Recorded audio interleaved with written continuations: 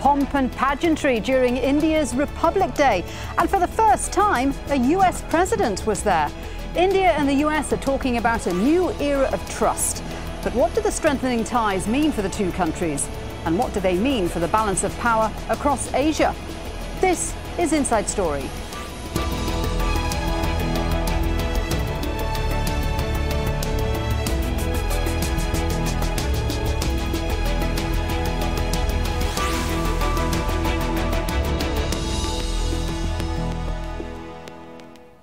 Hello, welcome to the programme. I'm Shiulie Ghosh.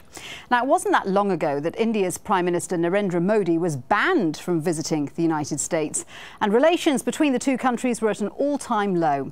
But old disputes seem to have been forgotten during President Barack Obama's visit to New Delhi, the second since he's taken office. Modi broke with protocol to welcome the US president with a hug when he landed on Sunday. And it didn't take long for the two leaders to announce they'd agreed deals on nuclear energy and defence. Before we get into our discussion, Karishma Vyas sets things up for us from the Indian capital. President Barack Obama's visit to India has been rather underwhelming in terms of concrete announcements. India and the US announced that they will continue to cooperate on renewable energy and climate change. They also renewed a 10-year defense agreement that was due to expire. An interesting thing to come out is the agreement on civil nuclear energy. Now, this agreement in 2008 was supposed to pave the way for American companies to come and set up nuclear reactors in India, but there was concern about liability, how liable American companies would be in case of an accident.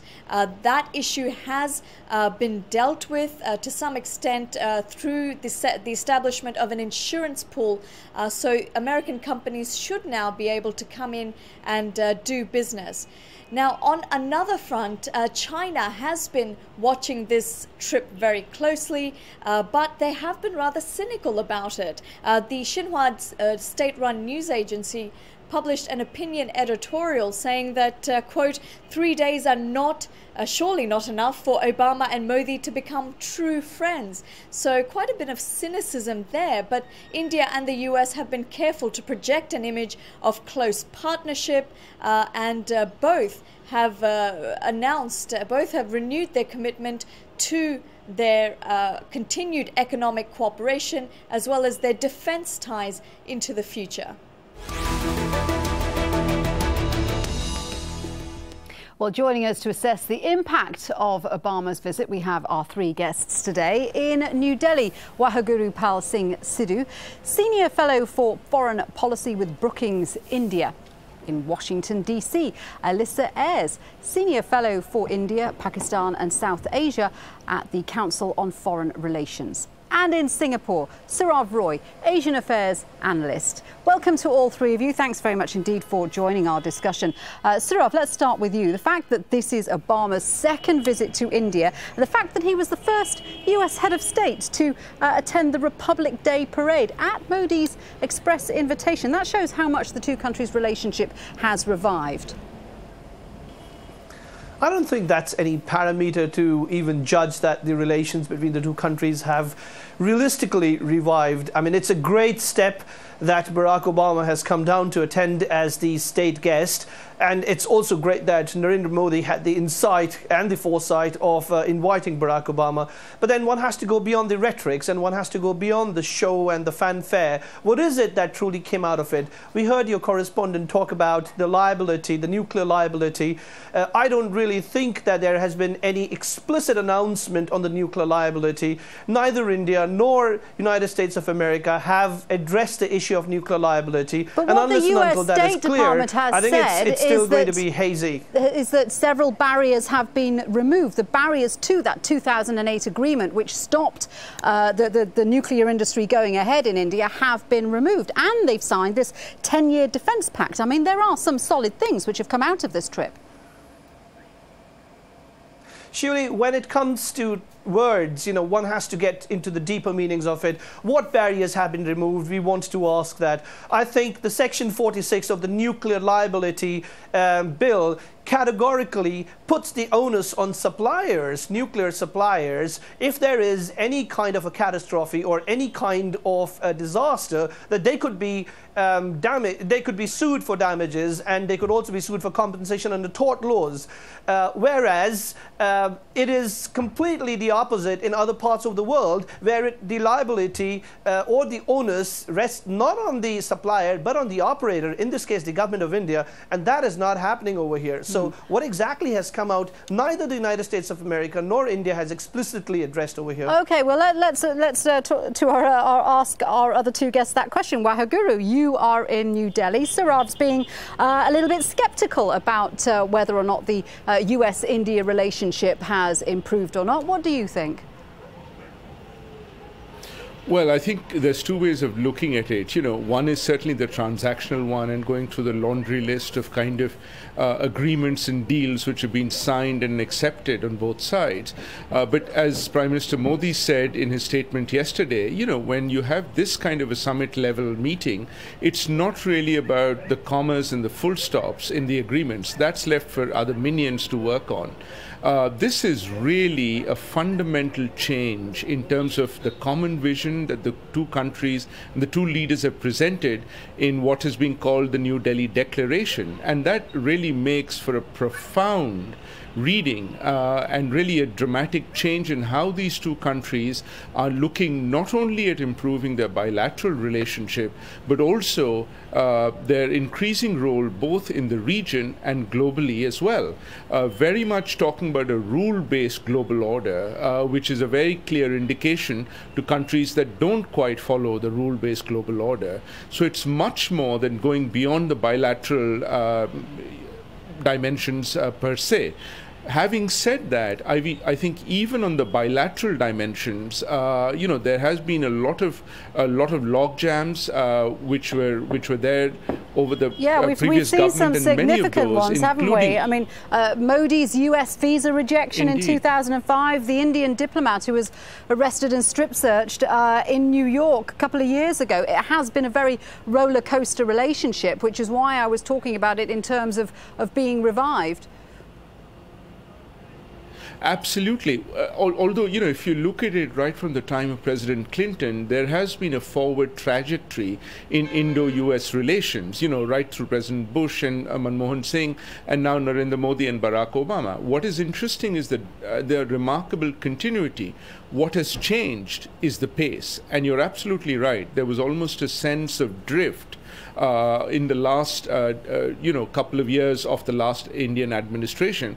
But that has certainly been corrected. And now, you know, that sort of movement forward is picking up pace again. Okay. And what a pace it has been. Alyssa, what do you say about Indo-US relations? Because India hasn't always supported American foreign policy, has it? For example, it refuses to condemn Russia over Ukraine, for instance. That's right, and I don't think it's realistic to believe that India will always support United States positions everywhere in the world and in every forum. It just is not what India is about. India is a very independent country that crafts its own foreign policies. What you do see with Modi, and where I think that this is a very new direction in Indian foreign policy, is a willingness and a confidence not to harbor any anxieties about whether you know, aligning with the United States on any particular issue will suggest any sort of weakness or India kowtowing to U.S. positions. Modi simply doesn't care. He's happy to work with the U.S. if we have positions that align. That is great. It's in his interests. It's in ours. Where we don't see fully eye to eye, like on the multilateral climate change issue, he'll say very clearly, we believe this is an important issue. We're not ready for that yet. Well, wasn't that a disaster in terms of trying to get a deal out of India on that? Because India made it very clear, Modi made it very clear that he wasn't going to be pressured into making any kind of deal on greenhouse gas goals.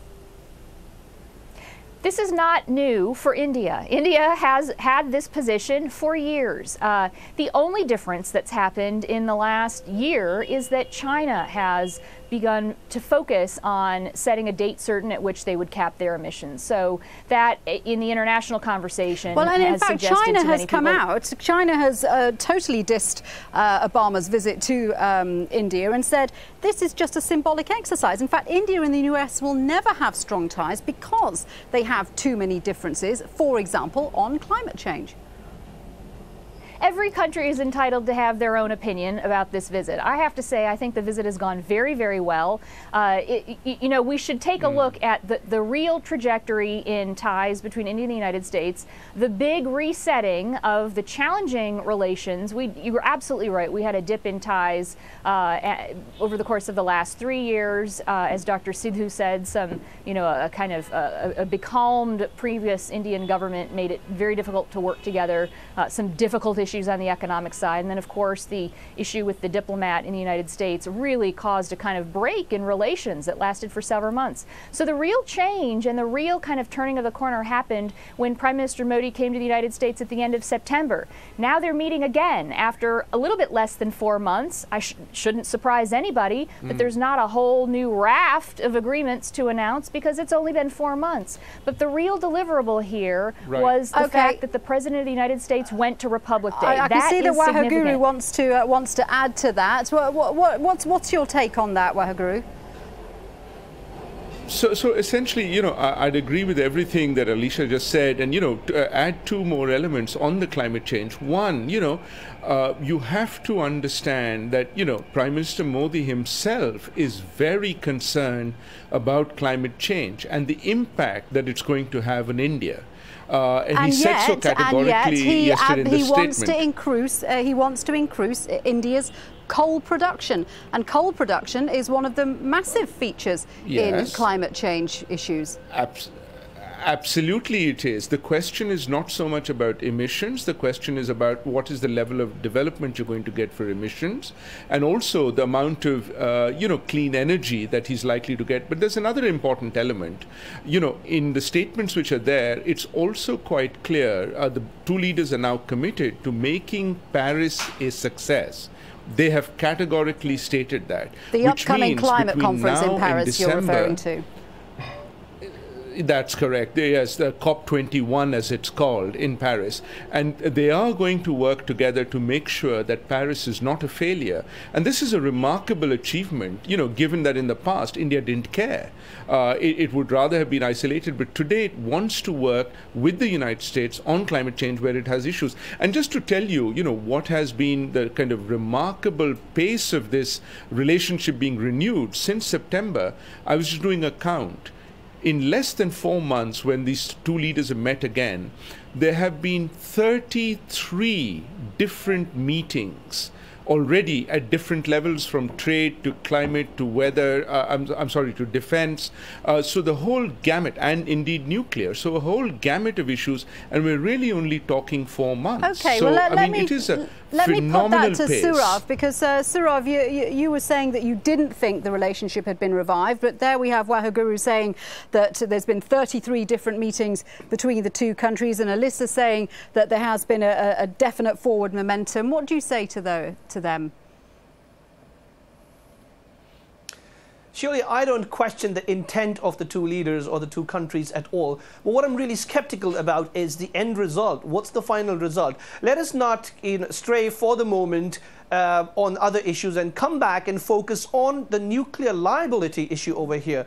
Now, the question in concern over here is what happens to the liability for the suppliers versus the operator. There is still not any clear picture about it. While there has been enough talks and there have been enough diplomatic rhetoric over it, but nobody really knows whether the end onus lies on the suppliers from the American side or whether it's going to be the government of India as the operator. I think those issues are clearly going to be discussed at greater length by the US companies who are hoping to invest in India's nuclear industry. Right. Let's just widen this out into what the US is hoping to get from India on a global... yes, no, I agree with that. But one of the other important reasons why the US is courting India, of course, as I'm sure we're all aware, is India's role in this much talked about pivot to Asia. India, US is hoping, is going to be some kind of counterweight to China. That surely is the major reason why the US is courting India. All right. Well, I do agree that there is a warming up of the relationships between these two countries. But when it comes to balancing of the pivot in Asia for Barack Obama, yes, India is important. But then the other truth, which is equally powerful, is that you cannot in today's world antagonize China. You don't have to have India on your side to antagonize China. The matter of fact is that China, economically as well as militarily, is a might to contend with, and you can't have it as an adversary. But it's in your best interest to have it as an ally, or if not as a treaty ally, as a friend.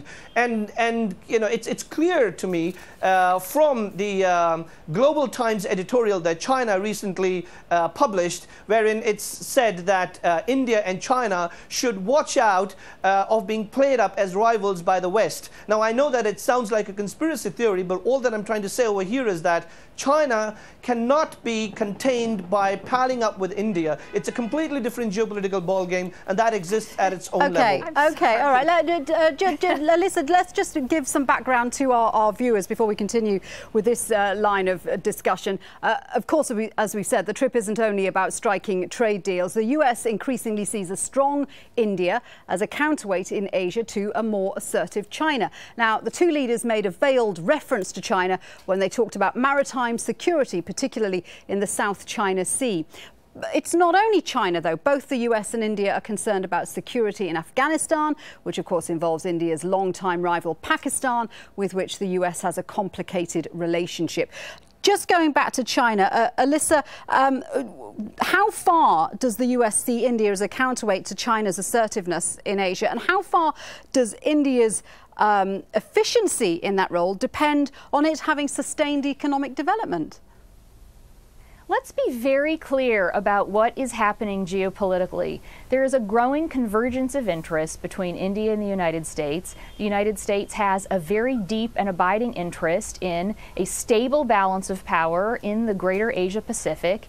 India is a rising global power, and it has been and will continue to be. Nobody is looking to contain China. India and the United States both have tremendous, complicated, but very extensive relations. But there is a growing anti-China coalition in that region, isn't there? And China doesn't, or presumably wouldn't, want India to be part of that. Balancing and containment are two different concepts, and we have to be very clear about what we're discussing here and not confuse the two. Okay. Waheguru, isn't India trying to develop economic ties with China too? Isn't it trying to play all sides? Oh, absolutely. Look, India is trying to, sort of set up economic ties with everyone because it recognizes that its own economic well-being is very much dependent now on the global economic well-being, and that linkage is crucial. So absolutely, like the United States, it is going to have a complicated relationship with China. And, the point that one of your other speakers was making, if China is really so keen on, making up with India, then it needs to move on the border front. And we haven't seen that kind of movement at all on the part of China. And I think, that leaves a lot to be desired. But I want to come back to the more important point that you made about the global or the regional geopolitics. And, if you look beyond China, if you look to India's west, right, you've got challenges from both state and non-state actors. You mentioned Afghanistan. There's the Islamic State. There's all kinds of issues happening in Syria. Iran is also of some concern as well. And in the east, you've got China, but you've also got the possible, conflict last year. There was talk of that between China and Japan. And India sits at the epicenter of this growing global disorder. And India recognizes that it has no choice but to deal with and address some of these challenges. And it also recognizes it cannot do it by itself. So who are its possible and likely partners? Clearly, the United States is one of those key actors in this area because, as Alyssa said, there is a great convergence now of Indian and US interests on many of these issues. They won't always see eye to eye on many of the issues like climate change, but on some of the geopolitical ones, there is greater convergence. Sourav, India is finding itself in the centre of a convergence of events in that region, and it could stand to play a very important geopolitical role. Do you agree with that? Well, India does have a major geopolitical role to play, but can I just move beyond the diplomatic choreography and the rhetoric over here? Waheguru said we need to look towards the west of India. Let me just take you towards the east of India. You've got ASEAN, the world's biggest regional bloc, and probably, you know, the biggest economic bloc. And who has the maximum, you know, influence on it right now, whether directly or indirectly? It is China. And if you look at it, in the ASEAN, the conglomeration, India merely has an observer status. Why? Because if you look at ASEAN, everybody's looking at engaging China. And I'm not saying India is not important, but what I'm saying over here is that you cannot antagonize China in any possible way to say that its relationships with the United States of America is going to, you know, in some way or the other, disbalance, you know, one part of the world or the other. What I'm trying to say over here is that, yes, it's great steps taken by both the countries, but it really doesn't make all that dent on China per se, and it does not really, you know, antagonize China to the extent that the two countries have to come together to combat it. When we're talking about balancing powers in that region, I mean, Pakistan, for example, is a huge issue for the US. I mean, the US gives aid to Pakistan. It's a US policy to have friendly ties with Pakistan. How does that play with India, and what role can India have there? Well, I'm sure that the Pakistan government is not really happy at Barack Obama's visit to India. As you can see from the Pakistani editorials, Dawn, the Pakistani newspaper, as well as the Daily Times, have categorically said that, you know, this is a show and this is a charade, and at the end of the day, it is India trying to use Barack Obama to point fingers at Pakistan. But I can definitely tell over here that USA and Pakistan have had long-standing good relations with each other. Now America is cozying up to India, and it's not going to be very easy for either the US to have a great standalone relationship with Pakistan or with India at the cost of each other. So it's going to be tough to balance both the sides. Alyssa, is the US worried about how Pakistan will view this love-in between Obama and Modi? The United States has very different relationships with India and with Pakistan. And if you think about it, those relationships are in fact pursuing different kinds of initiatives.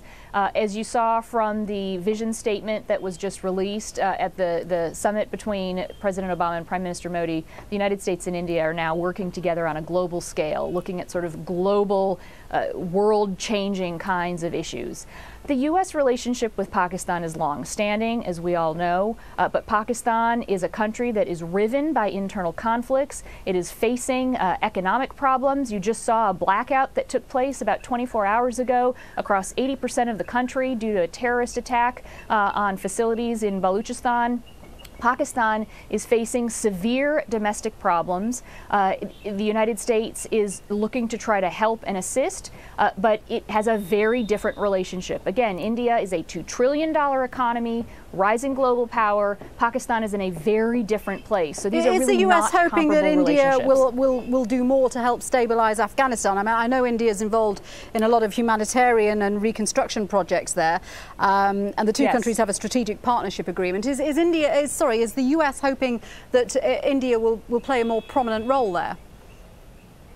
The U.S. has been very supportive of the role that India has played. If there have been additional conversations about U.S.-India engagement in Afghanistan, I'm not aware. But I do know that as of the most recent set of conversations, the U.S. has been fully supportive of all the development assistance that India has provided to Afghanistan, more than $2 billion over the course of the onset of the conflict, most recently since 2001. India is the #5 bilateral donor to Afghanistan and has been a very important partner in infrastructure development, in humanitarian assistance, as you mentioned, also in training bureaucrats. India is now working to build an agricultural university.